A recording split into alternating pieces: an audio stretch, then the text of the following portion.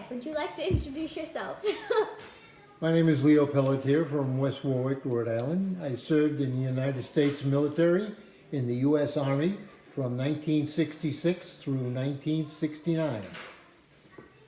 Okay, I have 10 questions to ask you about the military. Question number 1. What military were you in? I was in the United States Army. Okay. Question number 2. What country were you in during the military? Like that. I spent 2 out of the 3 years in the States, in the United States, but 1 year in Vietnam. Which is all the way that way or that way, I don't know where. It's on the map somewhere. Okay, number 3. How old were you when you were in the military? I entered the military when I was 20 years old, and I got out of the military when I was 23. 3 years, okay. Question number 4. Were you close to getting killed and how? There was an incident in Vietnam when I was inside the office with another chaplain's assistant, which was my job. And it was approximately 8 o'clock at night. And we were just sitting there chatting, and all of a sudden a mortar round landed just outside the office, about 10 feet from where we were. When a mortar round explodes, it produces shrapnel that goes in all different directions.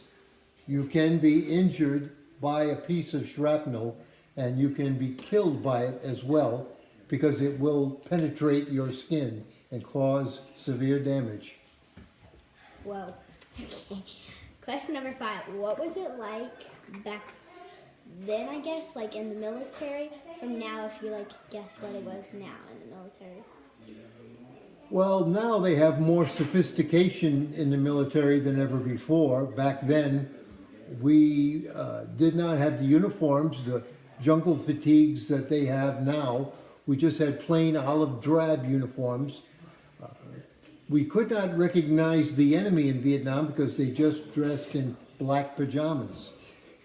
And the South Vietnamese, which were our allies, dressed just like the North Vietnamese, which were the enemy. You couldn't tell them apart, so you didn't know sometimes who was a friend and who was a foe. Well, okay. Question number 6. What job did you have in the military? I was a chaplain's assistant and served for a few different chaplains. One of my chaplains served also in Desert Storm and achieved the rank of Brigadier General and retired with that rank. It's a 1-star general.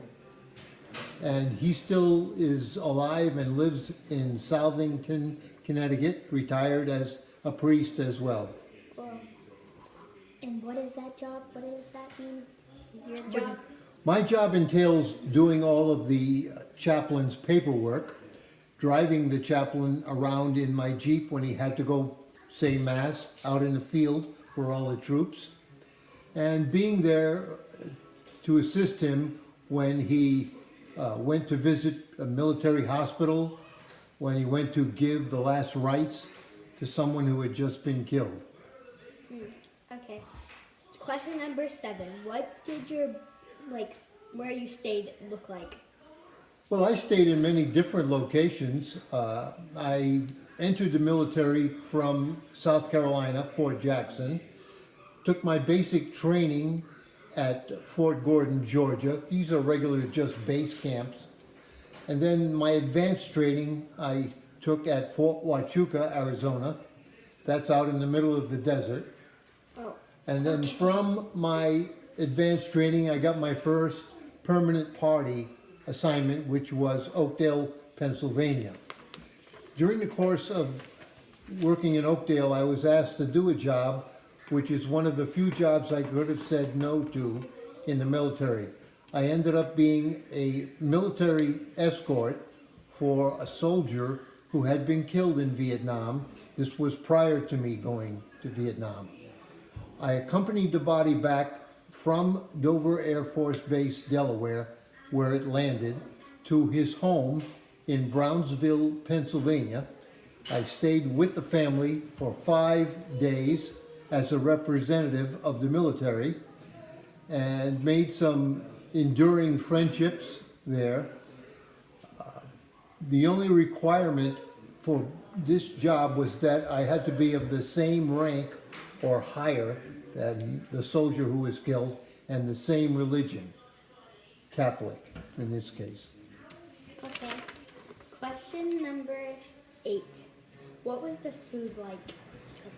Well, it depends where you ate the food, because in the States, you got pretty decent food. It was all the soldiers eating in the same place called a mess hall, and some would say that's what you got a mess when you ate the food, but it wasn't that bad. It was only when I got to Vietnam that the food was not as good as it was in the States. I left Vietnam weighing 135 pounds, and I had gone there weighing about 155. I lost a lot of weight in Vietnam, and that was because of the stress and the lack of the good food that we have back here in the States. Okay, question number 9. What did you not like about the military? Well, the toughest part of the military is basic training. When you go through basic training, you will have multiple shots in your arms, all part of the requirement. And when the sergeant who is conducting the training realizes you've had those shots and you don't listen to him exactly as he says, he will hit you in your arm and you will feel pain. And that part of the military only lasts 2 months, the basic training part. And that's just to ingrain you into the military way of doing things. And every soldier has to go through that. Okay, and what was your favorite thing about the military? My favorite thing about the military was the friendships I forged throughout my military career, including a special friendship that I had with my chaplain in Vietnam, who really looked and watched over me and made sure that I left Vietnam in one piece. We contemplated, or at least I did, extending my tour in Vietnam for another 6 months. Why would I want to do that in a war zone? Well, because I would have gotten out of the service 5 months early. But it was so dangerous at the time I was there that my chaplain talked me out of it and said, this is your opportunity right now to go back to the States. You should take advantage of it. And he talked me into going home on a flight with him, which was a very special coming home. Okay, and that was the last question. So, thank you.